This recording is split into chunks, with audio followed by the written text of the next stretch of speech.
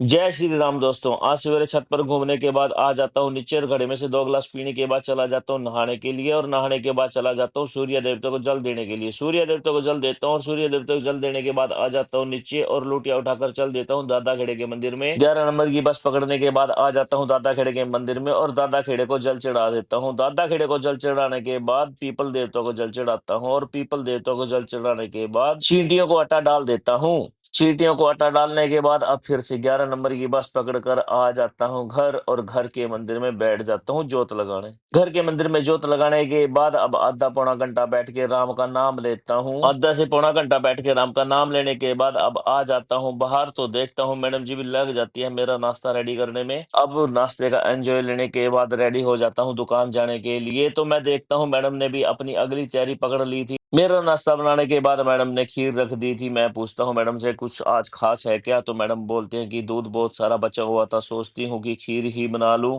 मैं भी दुकान की और बाइक की चाबी उठा लेता हूँ और चल देता हूँ दुकान की तरफ। दुकान पे जाने से पहले ही मैंने गांठों वालों को फोन कर दिया था, क्योंकि आज दुकान पर बहुत सारा माल पड़ा था। आज सुबह से ही गांठें लगनी स्टार्ट हो जाती हैं। चला जाता हूँ दुकान पर और दुकान पर जाकर शटर उठाता हूँ तो सामने नजर आ जाता है माल पड़ा हुआ। सारा माल बाहर निकाल देता हूँ और इतने में गांठे वाला भी आ जाता है और गांठे लगाने लग जाता है।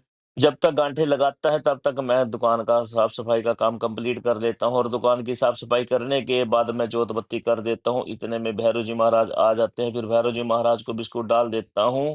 भैरव जी महाराज को बिस्कुट डालने के बाद चला जाता हूँ बिल बनाता हूँ और बिल बनाने के बाद रिक्शा वालों को बुला लेता हूँ और गांठों को लोड करवाने लग जाता हूँ। सारा माल रिक्शा में लोड करवाने के बाद बिल दे देता हूँ रिक्शा वाले को। रिक्शा वाले को बिल देने के बाद टाइम हो जाता है 1:30 से 2 बजे का। इतने में मैडम जी भी आ जाती है मेरा लंच लेकर। फिर लंच करता हूँ। लंच करने के तुरंत बाद हमारे पास ये बहरूपिया आ जाता है, जो ढोल के साथ डांस करके दिखाता है और बोलता है कि मेरे को पैसे दीजिए, दिवाली दीजिए। मैं बोलता हूँ कि भाई किस बात की दिवाली, तू मेरा कौन सा काम करता है। देखो ये मांगना खाना कोई अच्छी बात नहीं है, अगर खाना है तो अपना कमा कर खाओ, जैसे मेरा विक्की भाई कमा के खा रहा है। विक्की भाई की दुकान पर चला जाता हूँ और अपने चिराग सर के कमरे के मैंने पर्दे बनवाने थे नए दिवाली पर, तो दे देता हूँ भाई को कपड़ा और बोलता है कि भाई मैं शनिवार तक आपको कंप्लीट करके दे दूंगा। विक्की भाई को कपड़ा देने के बाद अब आ जाता हूँ दुकान पर और दोबारा से लग जाता हूँ पैकिंग करवाने में। सारा माल पैक करवा कर भेज देता हूँ रिक्शा में लोड करवा कर और उसके बाद मैं बिल बना देता हूँ। इतने में पता चलता है कि ई वे बिल की साइट भी चल गई है, तो सारे ई वे बिल निकाल लेता हूँ कल के और आज के। सारे ई वे बिल बनाने के बाद मैं चिराग सर को लेकर चल देता हूँ ट्रांसपोर्ट नगर में। ट्रांसपोर्ट पर जाते हुए हमें यह एक सीन नजर आ जाता है, बहुत लंबा भयानक जाम लगा हुआ था फ्लाईओवर के ऊपर। कम से कम 5 से 6 किलोमीटर तक का लंबा जाम लगा हुआ।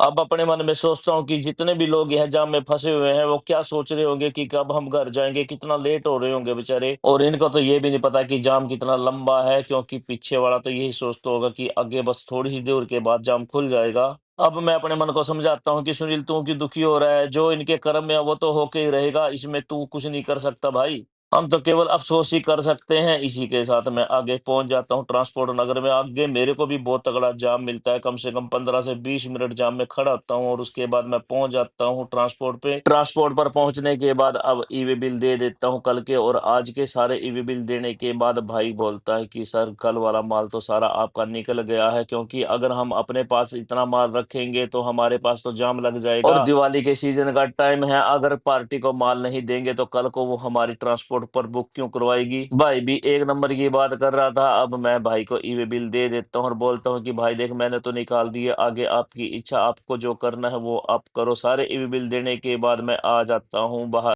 बाहर आने के बाद अब बाइक उठाकर चल देता हूँ घर की तरफ और रास्ते में मेरे को यह जाम दोबारा से नजर आ जाता है। अब तो और ज्यादा जाम बढ़ गया था, क्योंकि पहले फ्लाई ओवर से थोड़ा सा नीचे था, अब फ्लाई ओवर से बिल्कुल पीछे की तरफ चला गया था जाम। मैं भी चिराग सर से जाम के बारे में बातें करता करता पहुंच जाता हूँ घर और इसी के साथ आज का व्लॉग यही समाप्त करता हूँ। सारे बहन भाइयों की मंगल कामना के साथ सुनील भाई की आप सबको राम राम।